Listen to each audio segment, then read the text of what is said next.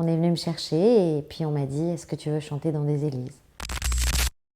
Il fallait qu'il y ait une parenthèse sacrée aussi, quelque chose qui ait du sens. Pour moi, pour chanter, il faut avoir quelque chose à dire, il faut qu'il y ait du sens.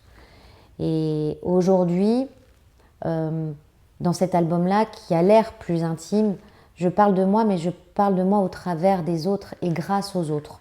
Et grâce à ceux qui m'ont fait du bien. Je leur dis que c'est grâce à eux que j'avance sur ce chemin. Et puis l'autre aspect plus premier degré, c'est qu'en fait, tous les concerts que je donne en église, toutes les recettes permettent de restaurer les églises en question. Et là, c'est l'utilité premier degré. Moi, je suis très premier degré. Est-ce que tu te rends compte que ta démarche est une démarche qui, j'allais dire, est ouverte?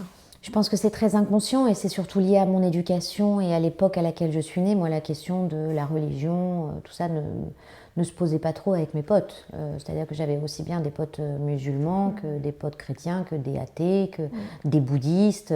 Et en France, il y a aussi un truc incroyable qui s'appelle le patrimoine et qui raconte notre histoire. Et ce sont les églises, ce sont les cathédrales. Alors pourquoi moi, je n'ai pas le droit d'aller chanter là où l'histoire existe, parce que c'est aussi un peu à moi. Il y a un truc formidable qui s'appelle la laïcité. Voilà, c'est ça. Aussi. Mais ce mot, les gens, ils l'aiment pas. Alors, on va trouver un autre mot.